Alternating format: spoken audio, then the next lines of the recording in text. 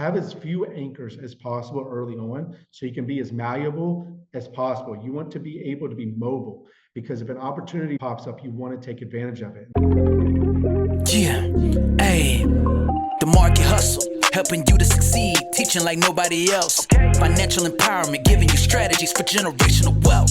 So you can start helping yourself. More money for you to be getting. This the moment for you to be winning and be living financially independent. Market Hustle community, welcome to episode 40. For those of you who are new, my name is Josh. I'm the guy behind the Market Hustle. And for those of you who are returning, welcome back to another great episode. Today, we have a really special guest joining us today. John, he's completed over 350 real estate deals and reached financial freedom in his early 30s. So I'm sure we're going to be able to learn a lot from John. I can't wait for him to share some of the insights and tips and tricks, if you will. But of course, before we do that, I want to go ahead and just welcome back our two lovely co-hosts. We have both Pierce and Bafi joining us today. Let's check in with Bafi, see how Bafi's doing all the way in New Jersey. Bafi, how's things going? Yeah, man, we're back. I had a great weekend, honestly. My favorite soccer team lost their game, Manchester United. Not a good era for us right now, but it is what it is. You win some, you lose some, just like in investing sometimes, right? Spent some quality time with family as well. That was nice to be able to hang out because I haven't had much time lately. I've been super busy, and I've actually done the math. I worked 240 hours in January. You know what I mean? So it's been extremely busy. So it was just good to be able to hang out with them. The good news is in the coming days and weeks, it should be slowing down a little bit more. So getting back to some work-life balance, hanging out with some friends, some birthday vibes I got to go to on Friday, hanging out with my MBA colleagues I graduated with on Saturday and Sunday. Hopefully the team gets the W so I can really feel good about life, Aside from that, just taking things easy, man, having fun, enjoying things, eating, my favorite hobby, food, talking about obviously investing, and there's a lot to dive into, whether it's in the stock market or real estate. So good times, roll with the punches and the chaos, embrace it. Yeah, man, I love it, Bafi. Welcome back. Great to have you. And yeah, let's hope we get that W. That way it makes all this work you're putting in January worth it. I know you've been quite busy this whole month, not only with your job, but also everything we're doing with this podcast. Like we've been really rolling out through a lot of episodes. We're already on episode 40. So great stuff right there. And looking forward to kind of see how the rest of the year plays out for you. Pierce, how's things going in Southern California, my friends? They're good, man. I mean, I haven't heard any talk about any recent fires, so that's always good. Other than that, I'm just occupying myself with my car, buying some new parts and stuff like that, and just enjoying the weather, man. That's pretty much it here. Awesome stuff, man. Well, welcome back to another episode. This one is definitely a special one. So yeah, John, I've actually talked with him on and off. I've been following him on social media for quite a while, but this is actually the first full-on conversation I'm having with John. So I'm really excited to kind of learn about his journey, with everybody listening in as well. So this is going to be a fun episode. I've been looking forward to connecting with John. So John, real quick, welcome to the Market Hustle podcast. It's great to have you here. How's things going? And remind us where you're at kind of as well. Cause I think you said Greece, right? Yeah, I'm currently in Syros, Greece. So it's going well right now, but I don't know if you've been watching the news, but they've been having a ton of earthquakes. It's all over the news right now. Our power went out yesterday and they actually shut down the ferries and stuff. So oh, wow. It's been a crazy couple of days. They even closed my daughter's school. She's going to an international school here. But we've been here for about a month. We'll be here for about 3 months. But we're currently doing a thing called Boundless Life. So for the last 9 months now, we've been traveling location to location while our daughter goes to different schools in those locations. So we started in central Portugal for 1 month, then Bali for 3 months, and then we just went to New Zealand and Australia for a month just to go. And now we are in Greece for 3 months, and then next we will be in Montenegro for 3 months. And then in between that, we do some traveling as well. Like actually on Thursday, we're going to Egypt for about 10 days. John, you're on a world tour. Man, that's incredible. That's incredible. Wow, that's fire. I heard about the Greece stuff. I actually read it today, and there's like 300 earthquakes, and it's just, especially Santorini, Greece, is serious, and there's like emergency things going on. They plant, like people are like evacuating and X, Y, and Z. So hopefully, nobody really gets hurt or nothing fatal or nothing serious, and you guys are not too heavily impacted. But it's interesting. World tour. What made you guys decide to go on a world tour? Like now I'm really curious because I enjoy traveling as well. So I want to kind of see your take on that. Yeah, so actually, this was kind of our why, right? Like my wife and I, we went on our first trip to Jamaica when I was around 22, 23 maybe, and she was 20. She's 3 years younger than me. And we were hooked right away. As soon as we got to Jamaica, the different culture, the beach, the vibes, everything, we were just like, wait a minute, we love seeing new places. But of course, we were saving up to go on those trips then. Like we had to plan and save, and maybe you were lucky to get 7 to 10 days. Like that's a typical American vacation. And usually it's not even out of the country. That's just like maybe, and I'm not discounting anything, but usually that's a beach trip, Myrtle Beach, Virginia Beach, or Disneyland or something like that. And that's all you get. And I was like, no way can I only do that for like 7 or 8 days a year. I need to see more of it. And so that kind of became our why, our motivator to why we wanted to like stack money and invest and save and learn how to like become financially free. And in our 30s, that became a reality for us, and we've been traveling ever since. So we stopped tracking for ourselves, but we adopted our daughter. We'll talk more about that later. When she was 11 months, she came to us, and we still wanted to keep traveling. People were like, "Can't travel with kids," and we were like, "No, it's hard to travel with kids. Yes, it's harder, but the biggest problem usually for most people is time and finances, not because they have kids." And so actually our daughter's been to 28 countries since she was 11 months old. Wow. So our goal was 50 by 18, but I think we're going to crush that because this week she'll hit 29. And then by the end of next month, she'll already be at 30. So our goal is just like we just love to travel. We love the freedom of it. We love seeing new places. And it also gets exhausting too. Nothing's perfect. Like traveling all the time is hard for routine and other things, logistics, but we just love the freedom of it. And so that's why we do it. That's incredible, man. Remind us, how old is your daughter? So she is now 6 years old. She Six. lost her first Wow. first tooth yesterday. Yeah, and so it's crazy, man. That's the other thing for us was like I think we never wanted children in our 20s and even our early 30s. We never wanted children. We weren't against children, of course. It just wasn't going to fit into what our life plan was. And then we just decided to foster and help out because we knew we had the ability to help, and we were in West Virginia where the foster care systems overran. Actually, much of the U.S. and the world it is, but we were like, you know what, we could help. And Tiana was actually our first placement, and we failed. we called foster fail. Fell in love in about zero point 0.5 seconds. And so after it was during COVID, so it took a while, but about a year and a half, 2 years later, we got through the adoption process. Oh, wow. That's incredible, man. Shout out to you guys for, taking that issue seriously. Because like you said, I've heard a lot of stories about the foster system, just like how overran it is and just like how, there's a lot of unorganization. And it's just, not only that, it's just the children, like what they have to go through is I can't even imagine. So incredible stuff right there. And not only that, like just the fact that you get to share your life journey, like all of the sacrifices you made early on in your life, like now you're at a point where you've kind of realized that destination of being able to travel and have the flexibility to travel where you want, and also bring along your daughter to experience that with you as well. I love that. And it really leads to my next question. Like, I'd love to just learn a little bit more about your early journey as well. And I'm sure the rest of the listeners as well would just, you reached such a significant milestone being in your early 30s, being able to have that financial freedom. And clearly you have so much flexibility in your life, like being able to just travel the world, be on these world tours with you and your family. I'd love to just like learn a little bit more about kind of like maybe the early starts of your journey. I know travel was a big motivator to like why you wanted to get your finances in order, so you can actually realize the life you're living today. But maybe like help us understand, maybe more of your backgrounds, where you come from, and then just some of the challenges you dealt with early on in your journey. Yeah, so like I really didn't have any challenges. I was more of an overnight success. I just started investing and doing real estate a couple of weeks ago. I'm kidding. I'm kidding. Like, wait a minute. Yeah, no. I think that's what people want to hear, right? They want to hear that it was a shortcut, and like, oh, you got to hear because you started investing in just your Roth IRA, and that's all you did. Now, I wish that was the case, right? So, like anybody you see out there on social media, all the gurus you see, they all have a story. They all had challenges. They all had failures in the beginning, and I'm no different.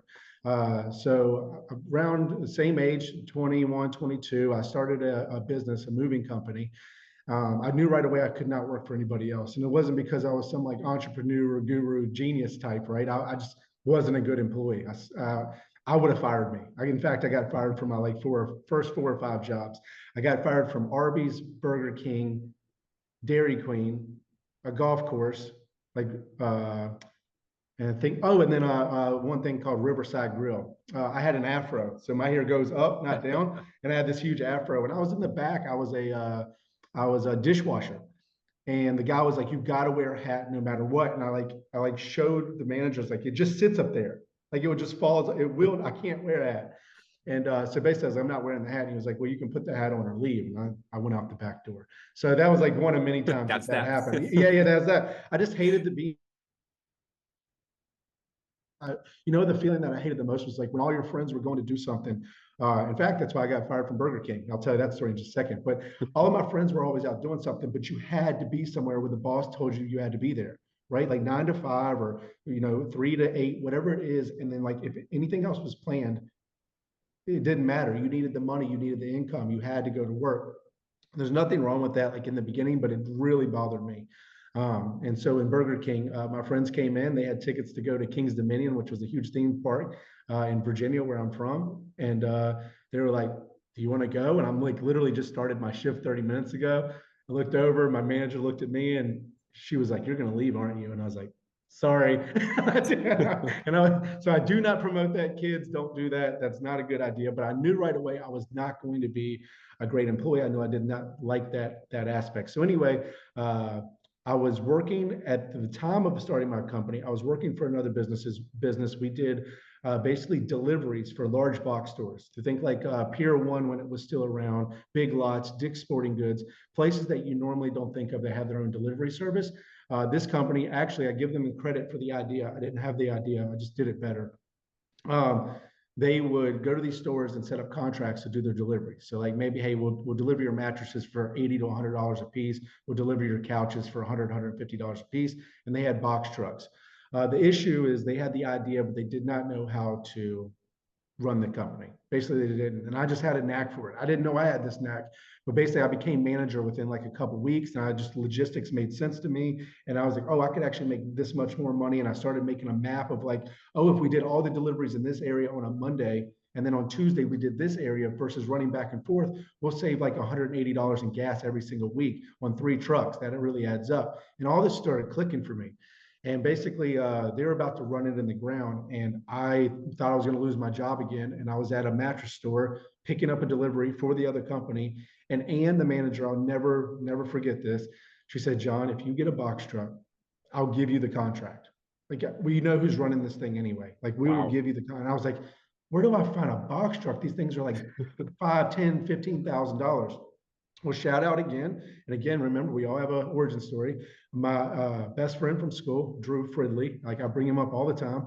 He was a Scrooge. He saved every penny off the floor. Like when we used to throw our pennies, he'd go pick them up. We used to pick them. He'd unscrew light bulbs and all that. And he actually got me into that in my early 20s as well. Frugality. Actually, we were being cheap, not frugal. So there is a difference, but we were being super cheap. But he had money saved up, and nobody else around our age did. So I reached out to him and I said, "Drew, if you let me borrow, I forget at the time, I think it was $5,000 or $6,000, I'll pay you back as quickly as possible." He was like, "Sure, it's just sitting there anyway." That weekend, I went to Pennsylvania. So I think it was like maybe a 6 hour, 7 hour drive from where I was. Got a box truck, brought it back. I was at their doorstep on Monday picking up the delivery. I never forget this story. I backed in. I'm on time because the other company the company I was working for, who was getting ready to lose the contract, didn't know this. And keep in mind, people are like, "Oh, this is dirty of you." No, they were 3 months behind on paying me. Okay, they were about to go bankrupt. They were about to not be able to pay me. I did not do anything unethical here. I pulled up to the dock, loaded the delivery on time, which is something they could never do. I'm pulling out with all the mattresses on my truck, and they're pulling in, and we just kind of wave at each other with this real awkward wave. Wow. Remember, they were just my boss until like Friday, and I'm leaving, and I went and did deliveries that day. And I was making pretty good money at my age. I was knocking out, 20, 30 mattress deliveries at $100 a piece. And then I just started picking up more contracts, cut off my afro because I felt like people weren't taking me serious. I started going into stores, and I got my first pair of khakis, and I started going to stores and picking up contracts. And then long story short, so we can move on to the next subject. One day I was doing a delivery for college kids. I live near University of Virginia, which was huge business.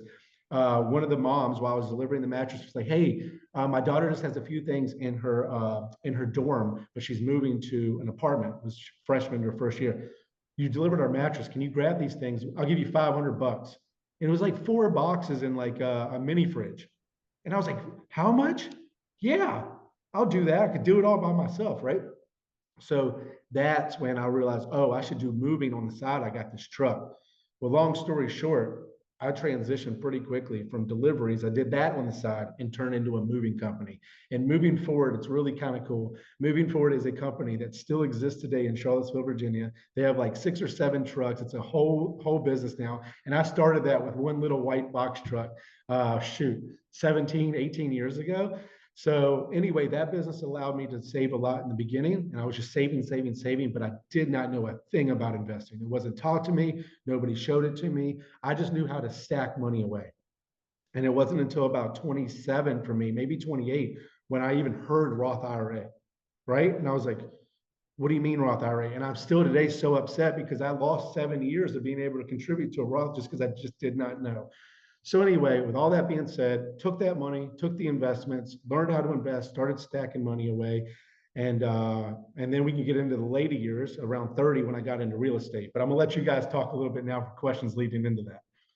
Well, first off, what a journey. Like it sounds like you've definitely been through a lot, like in the early starts of your career. And then of course, pivoting into the entrepreneurship realm, which clearly it sounds like you were a natural in, in that space, like just seeing the different opportunities that were available right at your fingertips and taking advantage of them as well. Like you weren't the type of, it doesn't sound like you were the type of person to like, first off, see the opportunity and just kind of like, oh, maybe I should do it. Maybe I shouldn't. Like you were aggressively going at it from the beginning, which is definitely incredible and admirable as well. I love that.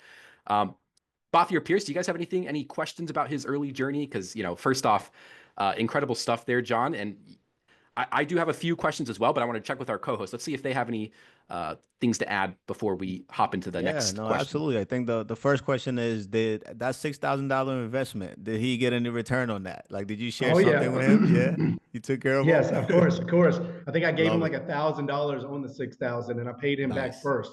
So I'm someone, I hate debt. I hate debt. I don't mind leveraging good debt, but I do not like owing anybody money. So I paid him back as soon as possible. I did not take any profits until my buddy was paid back. And again, I paid him back really quickly.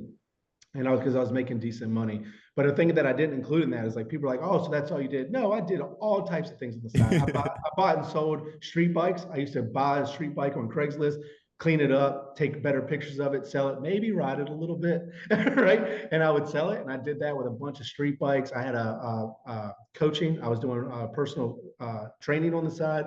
I rented an entire warehouse. I saw how much my competition was selling mattresses before because I delivered them. And I found this company that would sell me a whole truckload of mattresses for like $5,000. I put them in a warehouse. I put signs up around town, have people come buy them from me directly wholesale, and I would sell mattresses on the side. Like electronics, anything I could flip, any furniture that my clients threw away, I would flip that. So I was always flipping something, right? This is before I got into real estate and house flipping, which is kind of, you can see the natural progression here. But I didn't know about house flipping then. I just knew that like, oh, I could get it for this price, clean it up a little bit, take better pictures, and sell it for this price.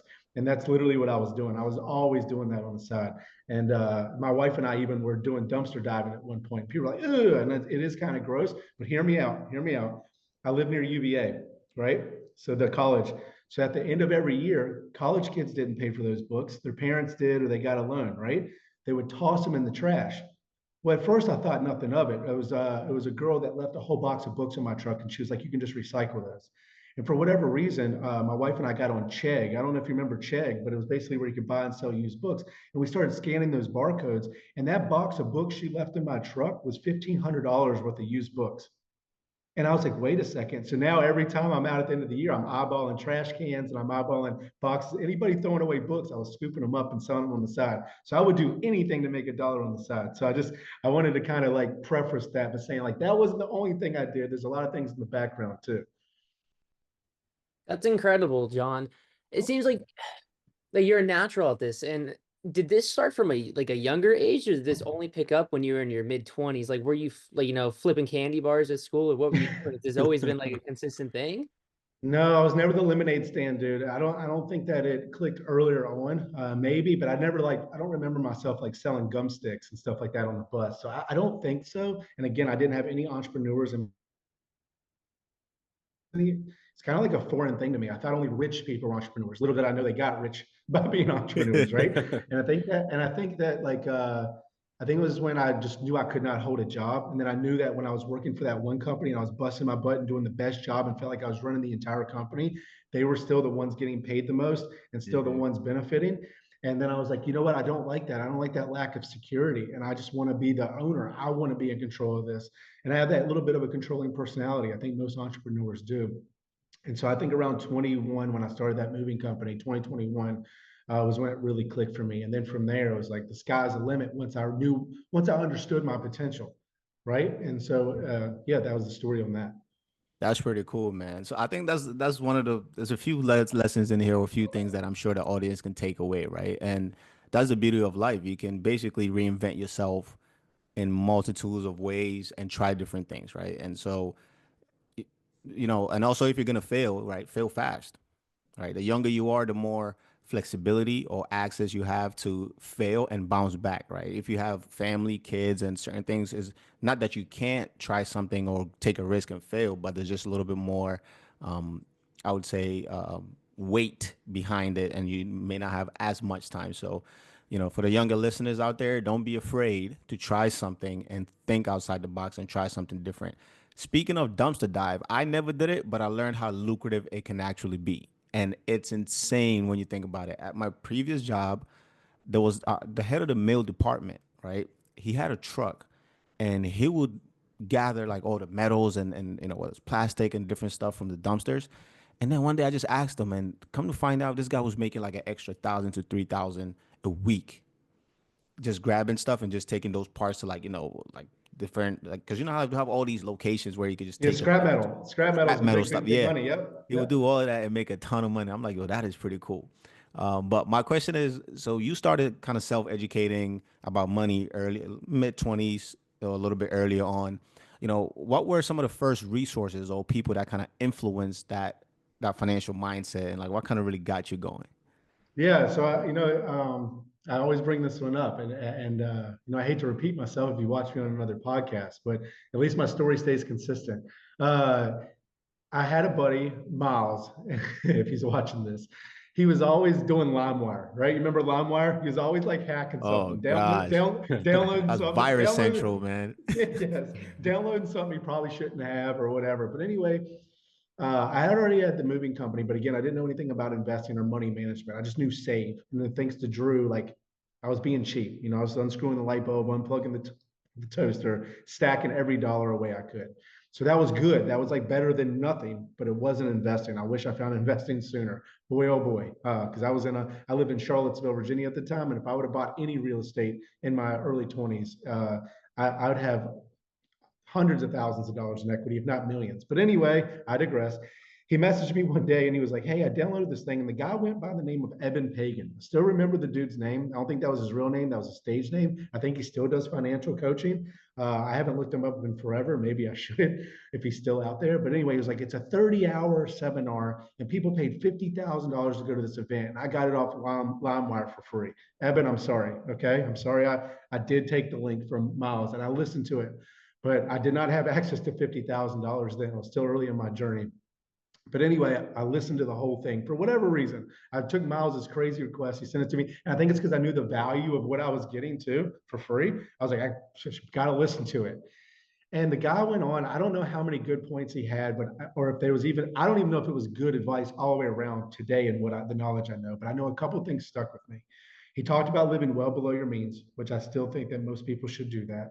And then he talked about not tying yourself down. And like he said, something crazy, but it was like, if you're in your early 20s, or if you're trying to get to financial freedom and you cannot pack up every single thing in your house and move to another location, like pack everything in your house. Keep in mind at the time I'm a mover, so this made sense to me. If you can't pack everything in your house into a truck and then under a couple hours, you're too way down. You're too way down. And I was like, okay, so this kind of taught me a little bit about minimalism, right? And I still practice this. Although I think I'm more of an intentionalist than a minimalist. Like I just don't want to like have only one couch just to have one couch, but I don't need four couches and five bookshelves, right? So I understand like there's a difference between this, but all this stuff started to click for me. And if you're a listener out there, especially a young listener, this is some advice that I would give. And this is something I've evolved into my teaching of it, not Evan's, but like have as few anchors as possible early on so you can be as malleable as possible. You want to be able to be mobile, because if an opportunity pops up, you want to take advantage of it. And so this also means try to wait to have kids. Understand that's not always a choice and that's not always a situation, but if you can, wait to have kids. If you can, maybe even wait to get married. If you can, maybe even wait to buy your house. And that might be like, oh my gosh, that's anti-real estate. No, it's not. I'm not telling you you can't invest in a property or buy a house hack or a fourplex that turns into a rental when you leave it, but don't buy a house that takes up 70% of your income on a mortgage, right? And then you cannot leave that. And in a market downturn, you're stuck because you have negative equity. Try to keep yourself as flexible as possible. That way, if an opportunity pops up in San Diego, if an opportunity pops up in Florida, if an opportunity pops up in Syros, Greece, you can make that move.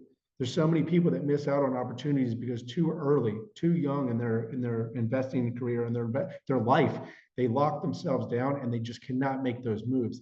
I don't care who you are. It is easier at 25 to quickly pack up your stuff and move to San Diego with no kids than it is with 3 kids and a mortgage.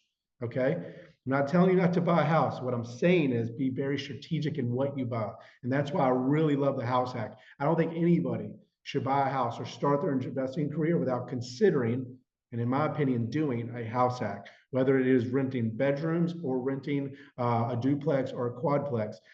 Same down payment amount with an FHA, and now you have income in a property that turns into a rental. Sorry, I got on a tangent there, but I really wanted people to hear that out. That information stuck with me. So back to your original question, Evan Pagan was one of those. Dave Ramsey, I know he gets a lot of flack now, and I don't follow all of his advice. I don't think we would be friends in person, but I think that I think that most people should start the baby steps, especially if you're starting in debt. And then from there, once you get a basis, I think you can get a little bit less conservative with your ideals and investing advice. I have credit cards. I leverage the points, right? I know I have to pay off the debt. And I never carry a balance or pay interest, but I also fly business class everywhere for essentially free, right? Because I use those credit cards. So Dave Ramsey, Evan Pagan, and then yeah, from there I read like Millionaire Next Door. I did Robert Kiyosaki's books, of course, Rich Dad Poor Dad. I think these things are all staples, and I think that everybody should read them. But that was, to answer your question, that's what started with me. And sorry for the side quest there. I just wanted people to hear that. Some valuable resources right there. Thanks for sharing that, John. I'm sure the audience appreciates that, especially people who maybe are early on in their journey, just beginning, starting to get the foundation built in their own life. There's some great resources you left them, so thank you.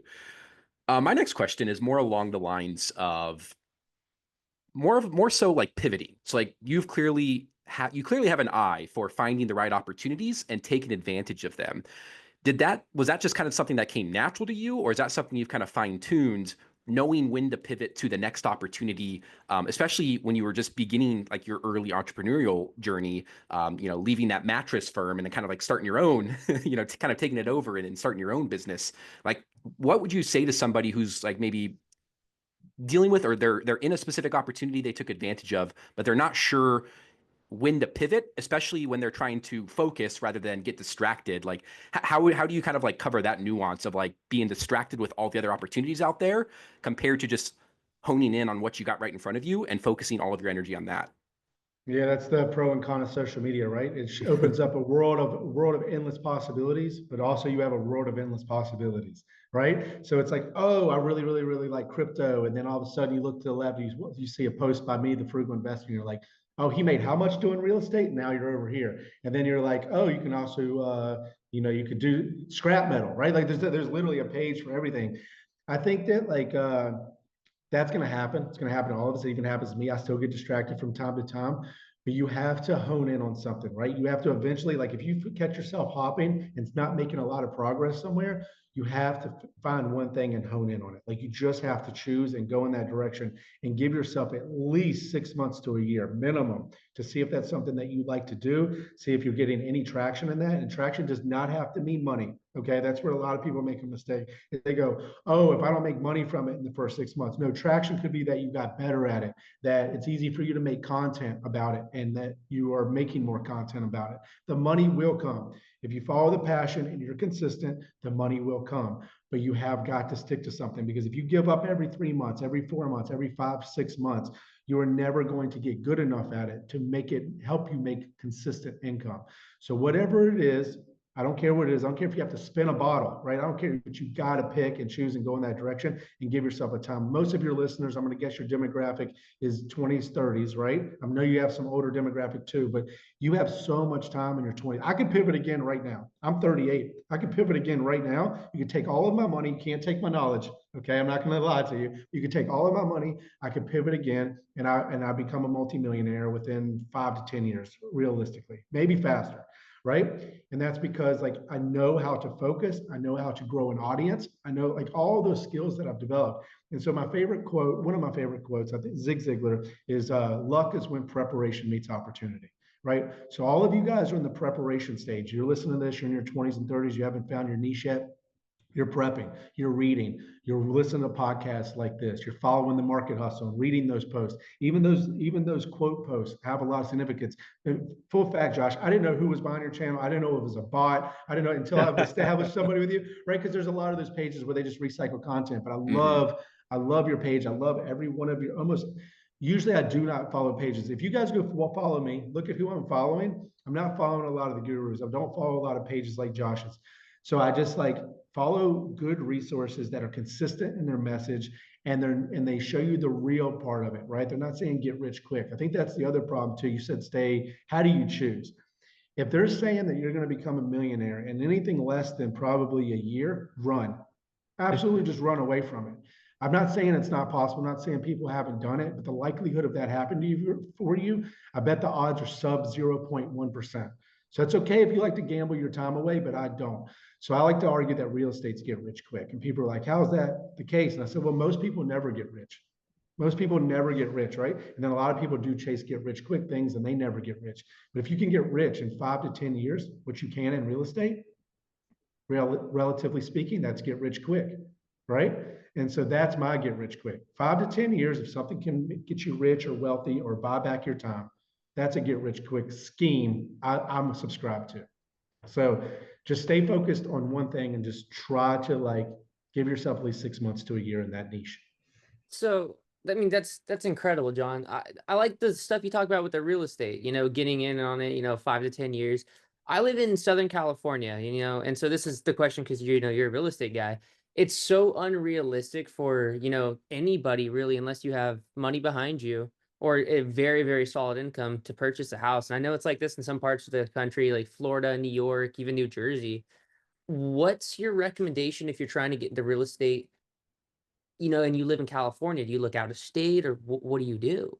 Yeah. So I live, one of the reasons that I stay in West Virginia is low cost of living and the opportunities. Like we're flipping, currently my partners and I are flipping close to 40 houses right now at a single time. And we're doing all that with probably less than $4 million in capital, right? And you can't do that. I mean, you need $4 million in Southern California to flip one house, right? And Half so a house.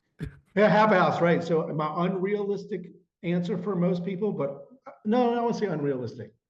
My harder choice for most people is relocate. Remember, I said you need to be able to move quickly to opportunities.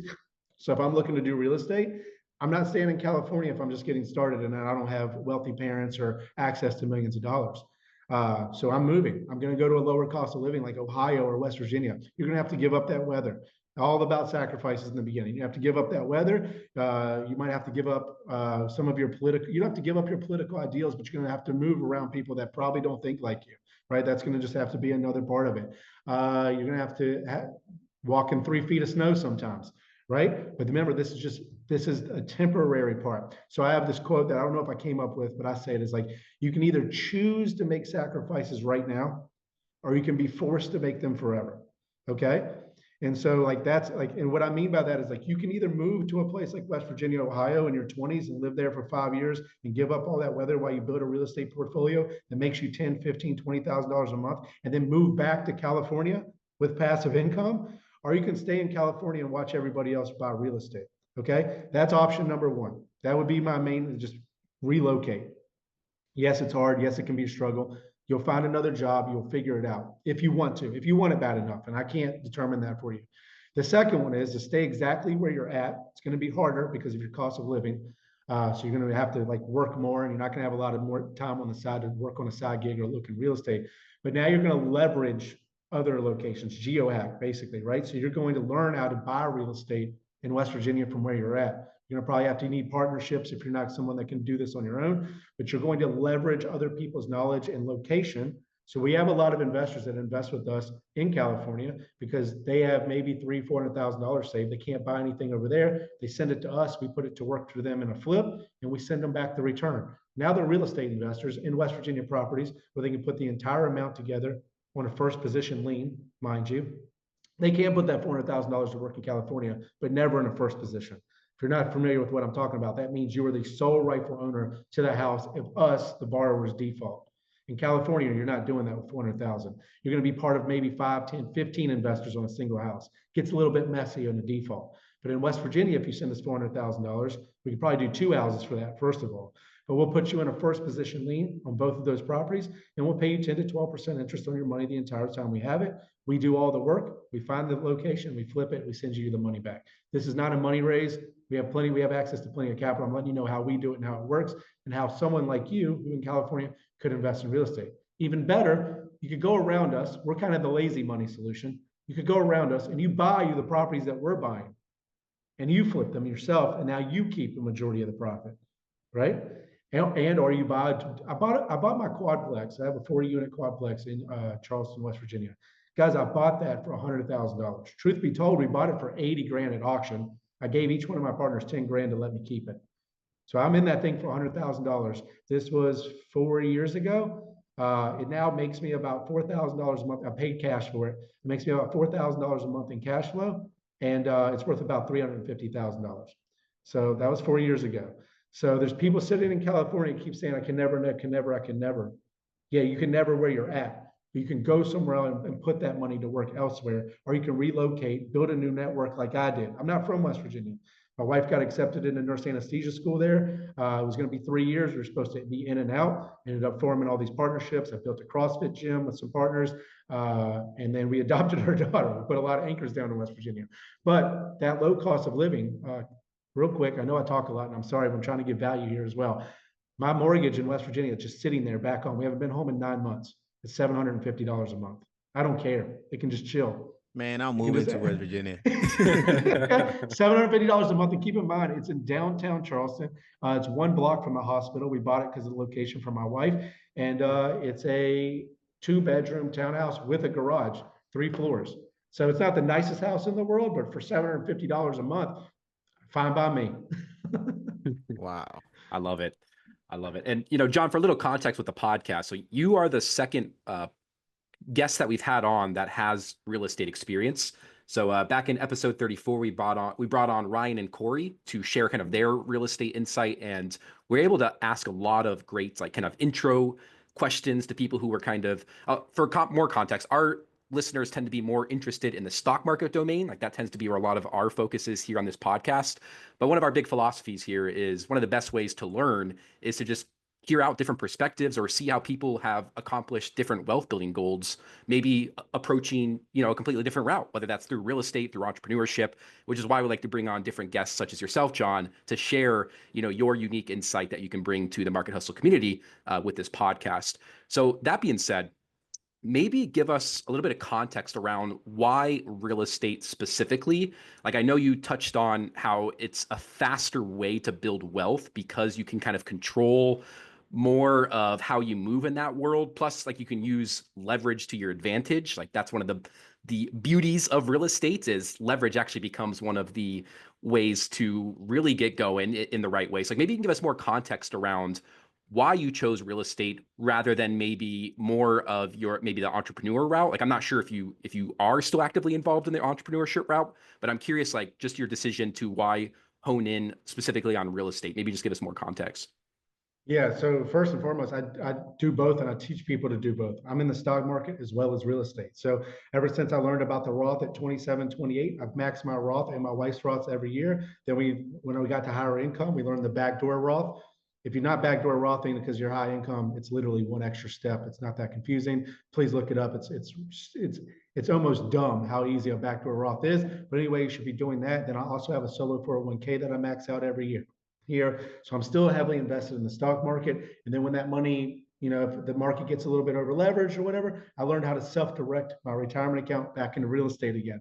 So real estate for me was the stock market with the bumper rails up. Okay. I am not I'm a little bit risk averse. People are like, yeah, right. You're doing all these real estate deals and private money lending, and you have all these other companies going on, but all of them are very calculated. Everything I do is very calculated. My partnerships are very calculated. All of my investments, everything has a lot of due diligence to it. But I'll give my example. This is my example. We'll pick Boffy, right? Is that saying that right? Bobby has $100,000 he wants to invest. Now, honestly, what he should probably do if he knows nothing is put that in an index fund. But let's say he wants to get a little risky, right? Buffy's going to say, okay, well, I think Apple's going to go to the moon. Puts $100,000 into Apple. And Apple could go to the moon, or Apple could go to zero. That's your two options, right? Or it could just make you 5%. It could just stay put. But like if we're trying to, let's be realistic here, same $100,000 in real estate. So $100,000 in Apple goes to zero. Let's pretend that's a scenario. It can happen. Bigger companies have failed. Not bigger companies yet, but big companies have failed. I don't think a company the size of Apple.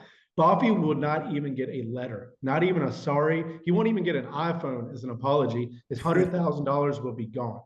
Okay, if Apple went bankrupt, take that same $100,000 and you lend it out in a real estate deal on a first position lien. The worst case scenario is that, let's say I borrowed it, is that I default, right? I bought a bad property and I no longer talk to Buffy again and I run off to Mexico. Buffy has a first position lien, promissory note, deed of trust, all these things. He'd go take back the property and he could fire sale it. And because he knows how to private money lend, if he watches me or learns how to do this, he never, that $100,000 he lent on that property was already worth 120, 130, because you never lend what the property's worth, always about 70 to 80% less. Worst case for Buffy, worst case is he goes and takes back the property, fire sales it, and he gets his 100 grand back. And when I learned about private money lending and real estate, I said, wait a minute, if my worst case is getting my money back, I like that. Because that does not exist in the market. The worst case in the market is zero. And I was like, I do not like that much. And that's why I do index funds and I do a few stocks. All of you, most of you, 99.9% of you, and I hope I'm not going to get what you're teaching here, and I don't think I am, Josh. 99.9% of you should be in index funds, okay? Spot on. For this very reason, but let's all be realistic. I'm someone who teaches that, but I play around in individual stocks every once in a while. I always say about 90% of my portfolio goes to index and the other 10% is my play around money. And that's because I'm okay if the 10% goes to zero. It does not change my future plans. So anyway, when I learned about this with real estate investing, I said, wait a minute, I can make 20% returns by lending the money out. And my worst case scenario is that I get my money back. Of course, I have to go through the foreclosure process and there's steps and options. But the worst case is I get the property back. Sign me up. Sign me up. I love upside with almost no downside. And so that's when I really dived into real estate even more. And I learned this when we started doing flips. And so flips are not that. I also run a flipping company with my partners. Actually, I'm just CFO now because of a year and a half ago, I stepped down as CEO. I said, I'm going to go travel the world full time. Let's figure this out. They still run it full time, and I'm more of like a contract CFO mobile now. But I still raise all the money and manage all the money. And basically, I was like, we still do that, and but I just wanted to be mobile. But we raise millions of dollars. We buy flips in West Virginia with none of our own money, and we flip them. We keep the profit, and we pay back the investor their interest. Our investors, over 300 plus deals just with them. I've done 50 or 100 deals with other people, but just our investors have never lost a single dollar and have always been paid back. Like that just does not exist in the stock market if we're talking about individual stocks. So anyway, why did I transition to real estate? I'm risk averse. I'm actually more risk averse than what the market provides. And while the market can give you a 30% upswing in a year, it can also give you a 15, 20, 30% downswing in a year. Real estate, I've never had a down year in real estate. I've lost money on deals. Don't get me wrong. Don't hear me out. Listen to me very closely. You will lose money if you do over 300 deals, but I've never had a net negative real estate year. Wow. And we've all had a great stock market run over the last 10 years. So none of us have had a negative if you're not in individual stocks. Yeah, right. Hopefully. but we know the time is coming. We know based on market cycles, we know that we're going to eventually have a market crash or a recession. It's going to last maybe a year or two. But I don't love that. But anyway, that was my reasoning for real estate. Noted. It makes sense. And you're spot on about the volatility part. You know, you do have, as a stock investor, you got to get comfortable with the ups and downs because you're going to experience both. Where, you know, the real estate world, it moves a little bit slower when it comes to the price, like kind of the price fluctuations. I mean, most markets, generally speaking, from what I'm aware, as well as what I find a lot of people who are deep in the real estate world is they just like how it's more tangible. It's like you actually see what you're investing in, and you can actually have influence on, you know, increasing the price of your property by doing renovations like you do, John, with the flips and everything. So that's another big aspect of what I found a lot of real estate investors enjoy compared to the stock market, where it can seem kind of abstract. It's like, well, yeah, you own the stock, which basically gives you ownership stake in a company, but it's like it feels more abstract, right? Because like you don't necessarily get to see what's going on the ground level. You're not talking with the CEO, like you don't know the decisions they're making all the time, so it can feel a little bit more disconnected from an investment standpoint. It's always interesting, you know, just to bring on different people who have different kind of investing styles, and I'm sure, you know, I'm learning a lot from you, John, and I'm sure the community as well is as well, just because you're laying it out really well, and I'm glad you're going into the context. I guess another question would be more so around some of the misconceptions you see about real estate, or maybe just something that you notice people, they expect to get out of real estate, but you know, their expectations are kind of out of line. Like, do you see anything when new investors approach you, like, hey, John, I want to get started in real estate. Like, I love what you're doing. Like, what are some common misconceptions that you see newer investors in the real estate world typically have? And what would you say to them to kind of help shatter those if some of our listeners have them themselves? That 95% of real estate is not passive. Okay, quit using the word mailbox money. I'm guilty of this because it is catchy, and it can be more passive than a 9 to 5. Don't get me wrong. But if you're going to try to build a portfolio of 20, 30, 40 rentals, you're going to have problems. You're going to have problems at the worst time possible. And so actually, I do more private money lending now than I do hold. So private money lending has actually kind of been that happy. I think it's the unicorn. Like this is I'm biased, but I think like if you want to see returns of the stock market, 20% plus, and not do the work, private money lend. But you got to build the capital first or have access to it. I teach both, right? I show you how to do it with your own money or self-direct your own money from your retirement accounts, because that's where most people have their wealth.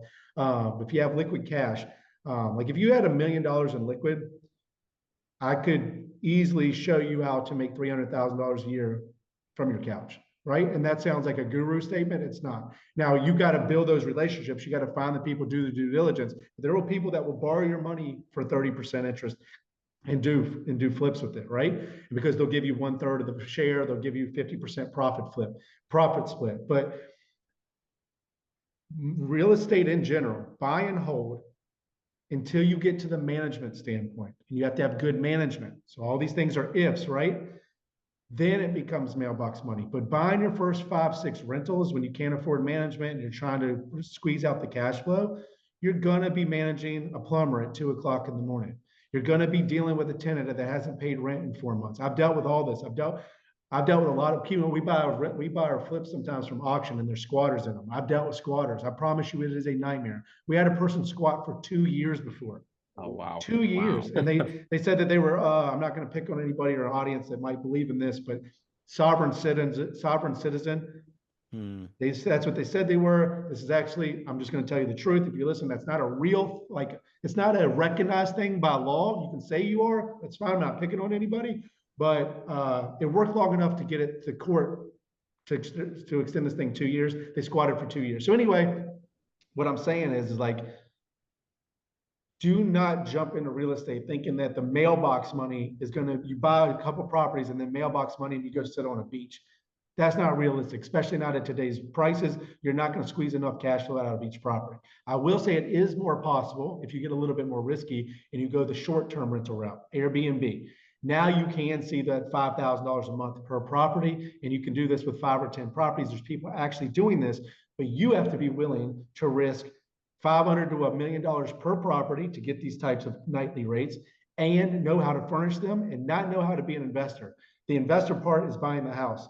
The host part, knowing how to be a host, is a completely different skill set than being an investor. If you do not know how to answer text messages like this from your customer Airbnb, service. yes, if you do not know customer service and how to be a host, you are not going to see these numbers that are projected out there. I promise you that.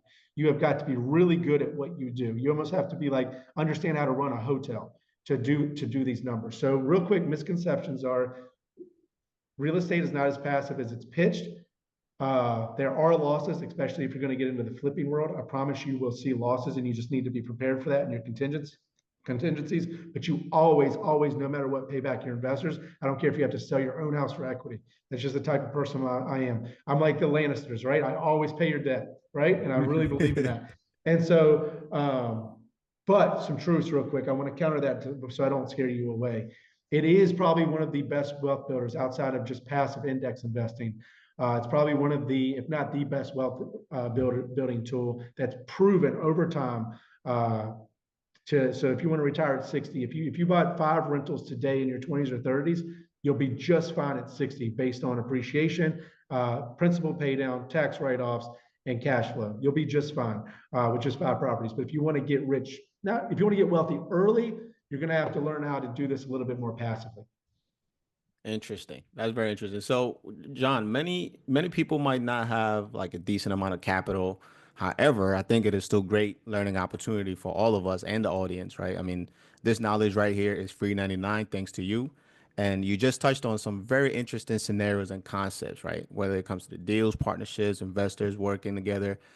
If you can provide us with like an end-to-end summary or quick crash course on how these activities typically goes, especially in your line of real estate, aka private money lending, I think it will help us and the audience understand some of these very unique angles and opportunities that might exist that they probably might have heard it for the first time on this episode. Yeah, I'm going to give like probably my favorite recent example. So first and foremost, I'm a private money lender, not a hard money lender. The difference is it's all of my own money. So the money I lend out is come from my bank account. I don't borrow it to lend it back out. Hard money is when I take money from Josh, Buffy, and Pierce, and then I lend it back out to somebody else, and I make the difference. That's hard money.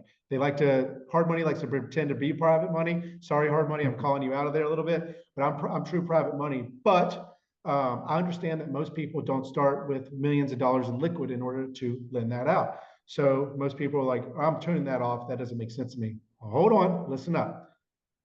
Recently, I was like, I know that I have the access to borrow money because keep in mind all the flips in West Virginia, that's not my own money. We're borrowing that from investors all over the US, buying the house and flipping it. We use none of our own money. Every once in a while, I am the investor on the deal as well. So my wife and I invest in the company, but the company uses none of its own money to buy these deals. First, you should be listening to that because we've flipped over 300 houses using other people's money. 100% other people's money, not 20% down, not some of the bank. We've never touched a bank in all of these flips, okay? So you got to learn how to prove your skill set and show people that you are who you are, and they will lend you money if you can show them that you can get them a return. You do that once or twice, and they'll just keep the faucet on, okay? Because they just want their lazy money. Think about people that have 10, 20, $30 million sitting around, and it's sitting at in a bank account at 4%, matching inflation. If they can send it to you at 10% and not think about it, they'll do that all day long. But I'm going to give you a real example end to end. This was about 5 months ago. I had a deal presented to me. It was only $80,000, but I just myself committed to 2 new builds and 6 flips that I was funding in the other parts of the country. And I never commit to a deal unless I'm 100% sure I could fund it.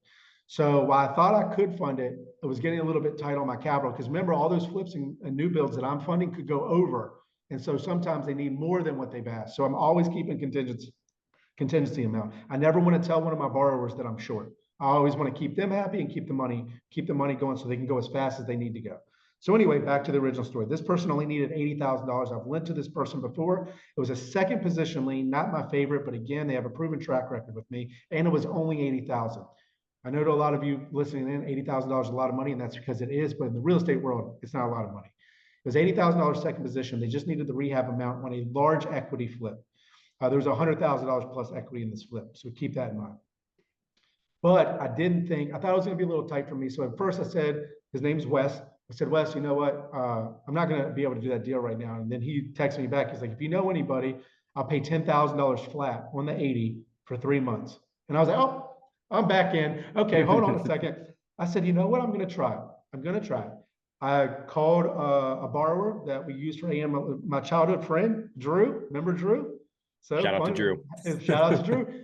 His mom, they saved a lot of money because he learned it from his mom. They have hundreds of thousands of dollars saved up still, and they're an investor with our company now. So full circle. You said, did Drew make any interest? I actually never thought about this today. I never thought about this. Wait a minute. Drew not only made interest on the box truck, but because he helped me get started in this journey, Drew and his mom have made a ton of money from this. So actually full circle.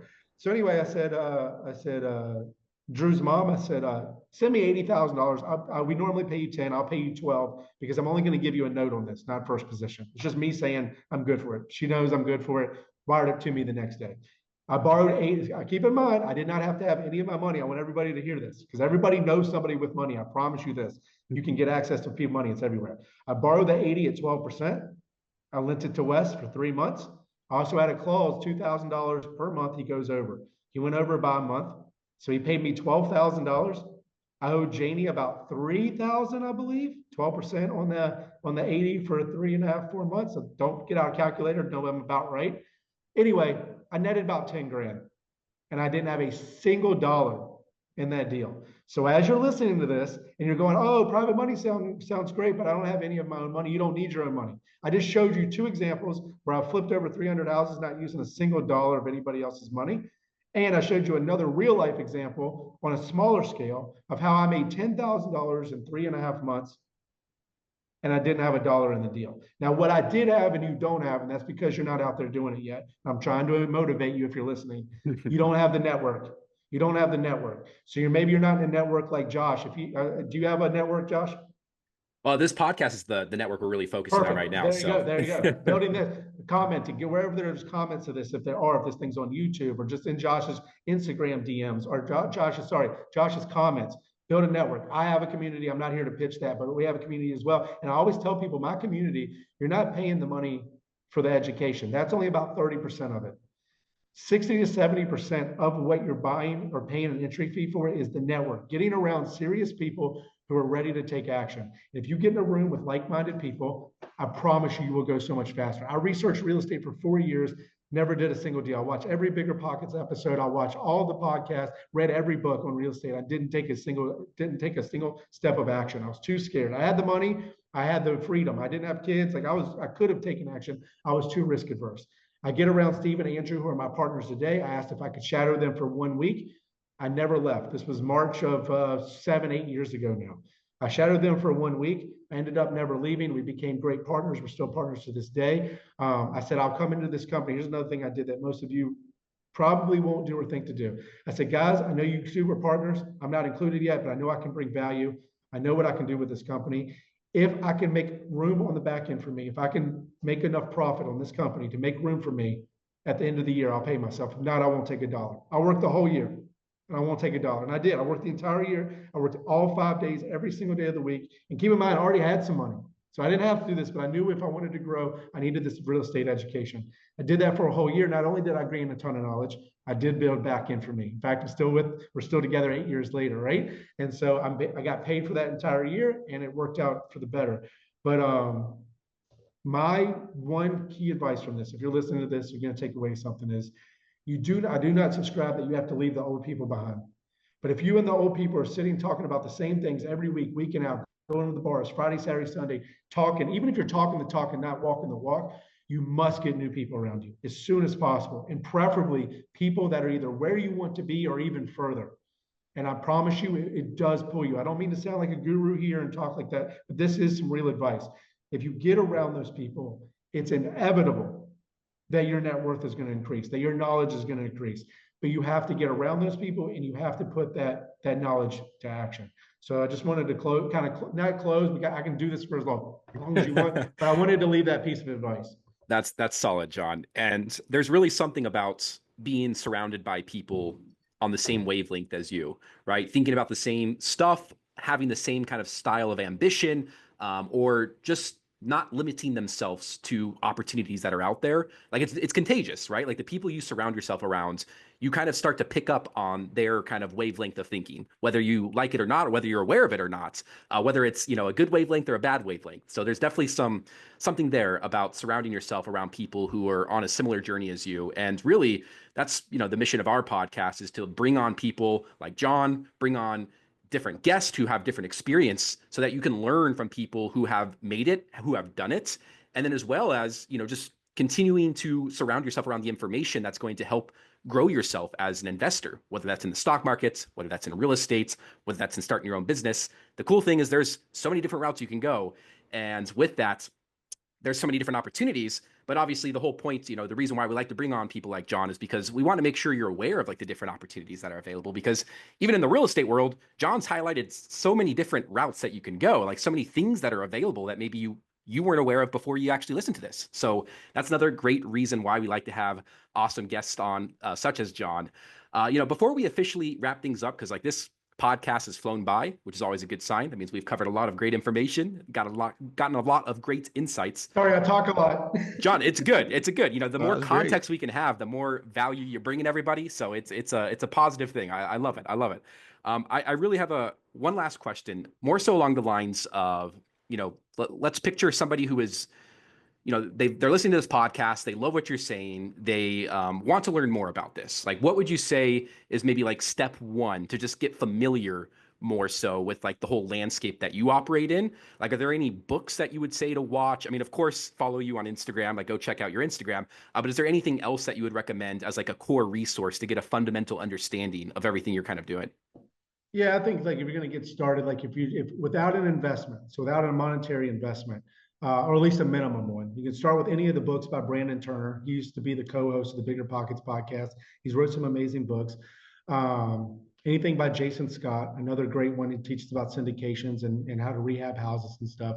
But just what you want to do is kind of like, if you're interested in real estate, just like you became, if you're following Josh, the Market Hustle, you became interested in the market, the stock market, and you followed stuff that was stock market, and all of a sudden your algorithm, that's the nice thing about social media, is your algorithm will kind of do it for you.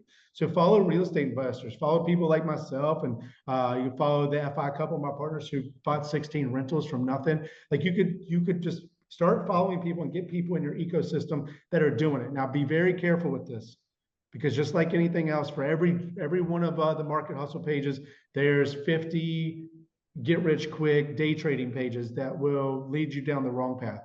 So maybe follow. So I always say trust but verify. Make sure it's aligned. If it starts sounding too good to be true, unfollow. All right. That's just kind of a standard rule. Just don't even bring that into your realm. You're just going to waste so much time. I cannot stress this enough. I was a 20-year-old once. I looked at day trading. I was getting up at 5 a.m. when we lived in California and trying to like day trade. And I was just paper trading. I was breaking into a sweat. I was like, this is not for me. Yeah, I just lost like 50 grand on pay and like fake money. And I'm having a bad day, right? Like, right. And so that was not for me, but also saw that it wasn't very sustainable. So just get that in your ecosystem. Then start going to like maybe some real estate meetups in your local area and get around people doing it. I have ADHD, so I didn't finish this thought, I don't think. But I said I did that 4 or 5 years of research in real estate, watched all the stuff. But it wasn't until I got with them, Andrew and Steve, who were already doing some deals, that I went from 0 deals, and I think I was 31. Could have been 30, 31. I'm 38 now. It's been 7, 8 years. I don't have a calendar in front of me. But I did 0 deals at 31. We'll call it 31. 0 real estate deals.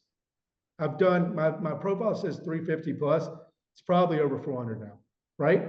That's 400 deals I've been a part of, either as a lender, as raising capital for them, as flipping them, as wholesaling them. And we've got 40 going right now just in West Virginia between in contract listed for sale, in contract rehab listed for sale. And so that probably I would have done something. I know myself. Do I have went that fast? Probably not. It wasn't until I got myself around people. So just surround yourself with the people, the content, and good content, and the information. So books, podcasts that are teaching these things. And just like you learned about the stock market, everything seemed foreign at first. I remember Roth IRA. Do y'all remember hearing Roth IRA for the first time? You're like, who the hell is Roth? Why do I care? Right? And so it's just like that. Now it's all second nature to you. right? The word even index fund might as well have been Spanish to me at one point. Mm-hmm. And so Well that's said. yeah, so that's what I would do. Just surround yourself with that information and get around those people.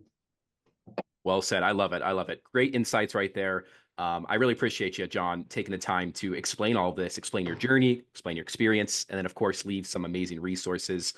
Can you let the Market Hustle know where to follow you, where to find you on social media if they're interested in diving down this world a little bit more? Yeah, so you can follow me on the Frugal Investor on Instagram. I have a YouTube, but since I left the country a year and a half ago, it's about my flips. But if you're actually, it's still great information. So you can follow John Scholler, Jon, my name here, John Scholler on YouTube. I think I ended with like 60,000 subscribers. That was a hard channel to give up. Oh, It was wow. a grind, an absolute grind. When I say overnight success, yeah, right. I went a year on that channel every week for a year without getting monetized. I finally did. It was making really good money when we left, actually, because that niche makes really good money on YouTube. But we left. Another thing you may not know about me, you can follow me, my family on the Scholler family on YouTube. We actually have over 1 million subscribers on YouTube. We've been documenting our travel for the last 7 years. And so every week for 7 years, we have put out a video. And so people, Wow. sometimes it's funny when people say like something's not fair. So I could easily say, Josh, I'm sorry because you're not in this niche. I've done more real estate deals than Josh, but he has more followers on Instagram. Josh has 9,000 posts on Instagram. I have 500.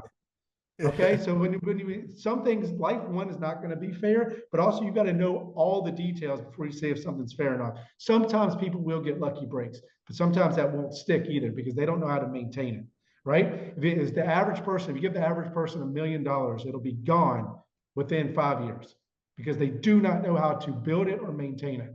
And so careful with lucky breaks. You don't want 1 million followers right out the gate. You want to slowly grow that so you know how to maintain it. Very important, fundamental, and foundational points right there, John. And I know we're coming up on time a little bit, but I have a few questions that I think would Go be ahead. really I can do important this for for the as long as you audience guys want. to get it out, right? So, one, you touched on some of the pain points and the sacrifices you made earlier on, right? Like you and your wife lived below your means. So, what would you say is the top 3 sacrifices you made early on that paid off big, that allowed you to live the life you're living now? So this is going to sound extreme. I'm not telling everybody has to do this, but my wife, I didn't start drinking coffee. I'm drinking, and on this one's homemade too, by the way. But I didn't start drinking coffee in my 30s, not because I just didn't like it, because I didn't want to spend the money. And coffee was just a microcosm of it. Yes, not buying coffee is not going to make you rich. The mindset of not buying all the little things will. Okay, so it'll allow you to build wealth early on. So my wife and I had roommates all the way through until we were married with roommates. So we were always saving. Charlottesville was really high cost of living now, but it was high cost of living then. But we were paying only $400 a month in rent because we were always splitting it. Right, our friends are paying $800-900 for a nicer place. We also didn't have that nicer place. Never debt. We never took on debt. Give me 1 minute. Took on debt one time. Started the moving company. I was really proud of myself. The BMW 335i came out all white with red interior. Saw that thing drive by. I was obsessed. When I thought, I said, I got to have it. I made it a goal. Went to the dealership maybe a year into my company, sat at the dealership for 8 hours because they did not want to loan to a 20-something-year-old this $40,000, right? And I wasn't trying to put the money down at the time. I only wanted to put like $5,000 down because I was still sacking, and getting rid of that money just hurt me. I don't know what brought me to it. I think I just needed it. I needed it for my ego. And I bought it, and I cried on the way home. It was used too. I still kind of, it was like, had 30,000 miles on it. It was still like 40 grand at the time. That thing's probably only worth 3 grand now. But anyway, beautiful car. That was the only time I've taken debt in the last 18 years. Okay. Other than borrowing money to do real estate. I have no debt to my name. I maintain an 800 credit score. I can get debt if I want to. I don't like debt. All of my rentals are paid off. And our primary home, funny story, our primary home is actually in my wife's name. So I don't have that debt either. So I still have no debt. And we only carry the mortgage on our primary home because we got a 2.6% interest rate. Okay. So there's Nice. right. Yeah. Okay. So that's the And only you made debt. sure it's on the wife's name. I get that Yeah, out of your make name. sure make sure it's on the wife's name. Not reading that that's debt. So that was I know the question you asked me. Sorry, my ADHD, but I think this is a valuable lesson. I bought that car. It was costing me $800 a month with insurance, and it was just sitting there because I was working all the time. All I did was drive it a few times on the weekend and wash it. That's all I did, over and over again. I sold it 4 months later because my wife and I were laying in bed. We were boyfriend, girlfriend at the time. And we've been together for 17 years. And I said, we were like, oh my God, we could go to Jamaica every month versus paying that car payment. And we hadn't traveled yet. We had yet to travel. And I was like, I'm selling it. I was looking out the window. I still remember I was always looking at it too, like making sure nobody's messing. It was just a complete and utter piece of anxiety. It was a piece of anxiety is all it was. Is it clean? Is there any rock chips? Do I have to park in the back of the parking lot? All these things that were just driving me nuts. Sold it. I lost $8,000 and it's the best investment I ever made. And people are like, what? You lost $8,000. It taught me what I did not want to do with money. It taught me exactly what not to do with money. Saw that thing get shipped out on a carrier to Texas. Some poor soul in that probably has it now and lost 40 grand in equity. But anyway, that was one of the sacrifices I made. But the other ones was always having roommates, almost never eating out. I had a change jar. This is funny. We call it the Red Lobster change jar. Okay. So only if we collected enough change from loose change in our pockets throughout the month, and it went in this jar, did it amount to enough to take it to a coin machine and dump it. Only was that enough to go out to eat was the time we would go out to eat. Now, keep in mind, I'm making six figures. I didn't care. I made six figures and I lived like I was making 20 bucks a week.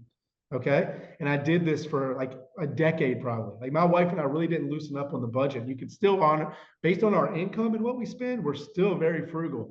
But always spend well below your means. If you can, at one point, my wife and I were saving or investing about 80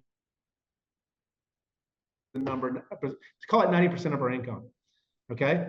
But remember, there's some key points here. We didn't have a mortgage and we didn't have kids. Okay. So we were able to do these things.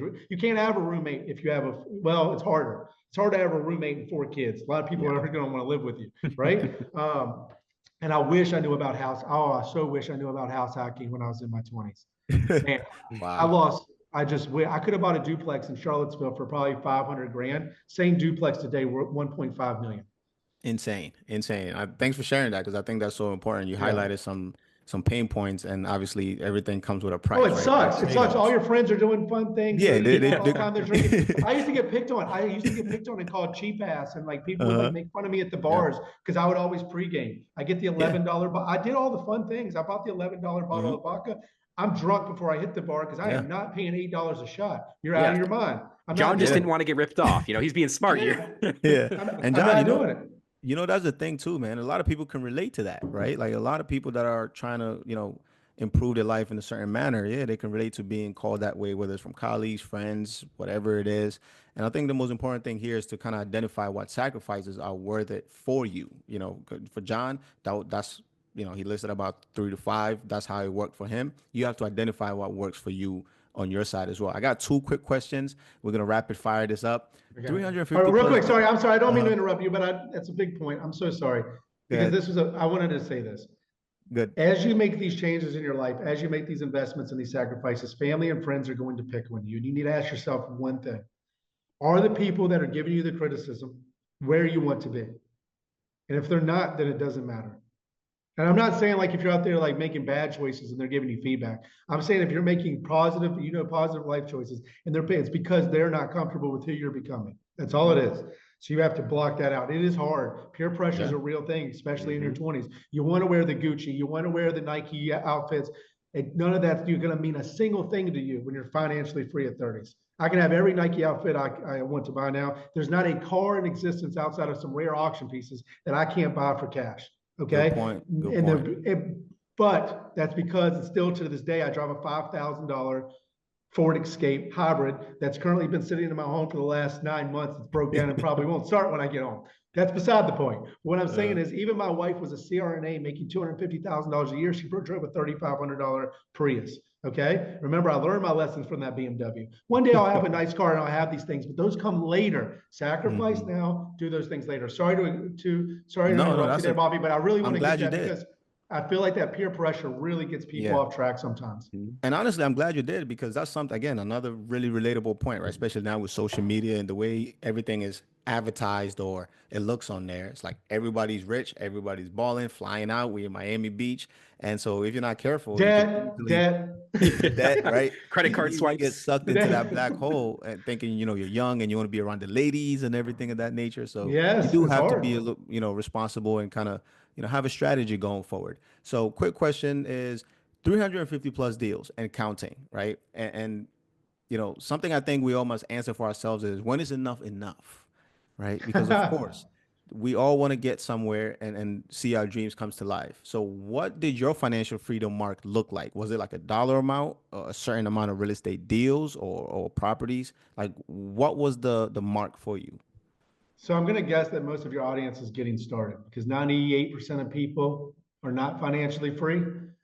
But what you just brought up is a real problem that I haven't solved. So you could argue I have no business being on this podcast at 5 o'clock in the morning. Okay. My wife and I have enough based on our lifestyle and our income. We could just chill, absolutely chill. But you got to remember, the person that gets to financial freedom is not a chill person, right? You can't be someone that chills on the couch all day and plays video games, make it some millions of dollars, and then just keep chill. Like, that's not the person that gets you to this journey has some intrinsic traits, some predispositions to hustle a little bit, to grind. Now, I will say I've gotten much better at using the word no. So right now, all of you guys, your time, not all of you, most of you, your time's not worth anything.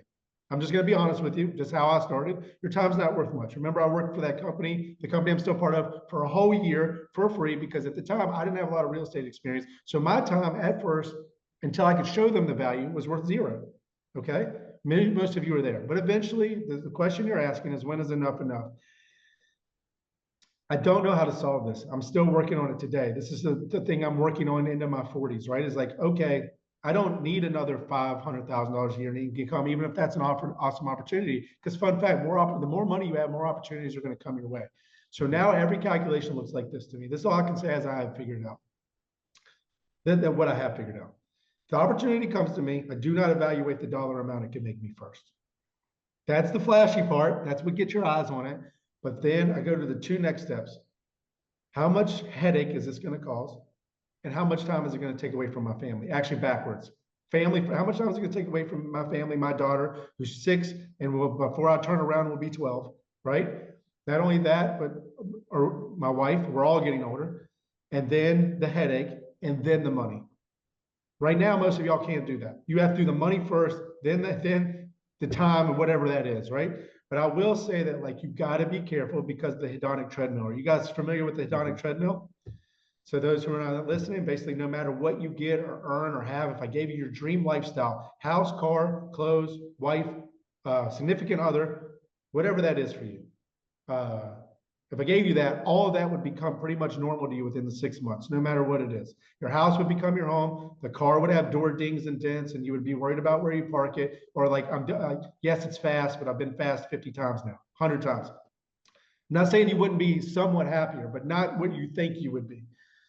So the answer to your question is, that's going to vary depending on all types of things, childhood trauma, how much therapy you've gone through to fix, because a lot of us are chasing things because we feel like we're missing something, right? So you got to solve that. But I would say that eventually you just have to calculate your time. Your time is your most valuable asset. Although it's not worth a lot in the beginning, it ultimately becomes the most valuable thing, period. Just start calculating that first. The no's will follow, and you just have to find that balance. And I haven't found it. I can't teach you this. I'm gonna be honest with you guys. I'm not sitting here in Greece with no worries, no problems. I got money. I've got savings. I got an excellent wife. I got an awesome daughter. I'm living wherever I want in life, and I still have anxiety from time to time. I still have worries. Like, this is real life. I still have problems. The only thing is I can solve them a little bit faster than if I had no money. Also, I can go to Maldives next week if I want to. Right? Like, that makes me smile a little bit. So it does help. It just doesn't solve everything. Right. I mean, that's a real challenge for many people, and even those that are not there yet, this is something you touched on some of the things that helps, either make progress towards figuring it out or be able to manage it in a way that it doesn't now getting more doesn't take away from the high value quality life experiences you want to have, the quality time with family that you want to have. So that is pretty awesome there. And this, honestly, this episode is a very special one because this sounds like that 50K coaching that your buddy got it for you for free on LimeWire, right? Like this time, we're the ones, We got a lot of gems in right? here. Like we're the ones getting it from the Market Hustle podcast, thanks to you, John. So on behalf of everybody in the Market Hustle community all over the world, we definitely thank you for joining and truly appreciate the wealth of knowledge that you just shared with us today. Yeah, absolutely. I really appreciate you guys having me on. I hope I was able to provide some valuable insight to some of you guys. I try to be real, not to show you the flashy stuff, but the behind the scenes too. But I will say this, it's worth it. People ask me all the time, was it worth it? 100%. I wouldn't go back to the bars and drink those drinks. I wouldn't go back and not have roommates. I wouldn't go back and buy nicer cars. I would do exactly what I would did. I would just have started investing sooner. That's literally the only thing that I would have changed is like, when I had that money stacked up, I would have put it in real estate. I would have put it more in the market sooner. And I think all of you guys will have the exact same wish later. So just start as soon as possible and get the right people around you. Mic drop right there. Couldn't have ended it better. Pierce, any last comments on your ends before we officially wrap up episode 40? I don't know if anyone said it, but I'm curious how your relationship with money changed once you obtained where you are right now. Like, are you obviously you're still frugal, you're enjoying yourself and stuff like that, but like, do you view money in a different way, or what is it? How do you perceive it? So I used to chase money for the sake of money. Fun fact, I was a 20-year-old at one point. I told you guys that, right? I used to have the quotes on my wall, money over everything, money over the B word, the Lil Wayne quotes, like I was money, money, money, right? I even let that like take over some of my relationship early in our years. Like I was like, I don't know if we'll get married, but I know that I need money. And thank God she stuck with me. She's way more valuable than any dollar I could earn. But I would say that my relationship with money became that I don't care about the money anymore, just the freedom that it provides me. Of course, I still calculate it. Of course, it's still a driver a little. I don't say I don't care about money anymore. It doesn't matter as much as it used to. And I will say you do get to a point where I try to say this humbly, but $20,000 day doesn't just hit like it used to, right? It's just a $20,000 day. That's kind of sad, right? Because if you gave me 20,000, like it's with anything, the hedonic treadmill. The first time you make $20,000 in a day, you're like, woo, and amped and like, woo. And then eventually you do it again and again. And then you have a 6-figure month and then a 7-figure year. And then it still hits, but just unfortunately, that's how humans are. The first time you have it, it's just like the first time when you get a whole cake and you bite into the cake, at first it's delicious. By the time you're kind of feel a little sick, right? It's unfortunate that that's how we're built. Like we're wired that way. And so I think my relationship money changed with now I know how something quickly will wear off. So back to the car thing, it seems like you're a car guy, Pierce, or a car person, Pierce. I think that like I know that buying the Ferrari or the Lamborghini, which I'm going to do one day, I'm going to give in and do this because I'm a car person, but it's not for the Instagram post. It's not for other people. It will be for me. And I probably will lease it because I know this to be true. I'm going to be over it in about a month, give or take. I'm going to be over it in about a month.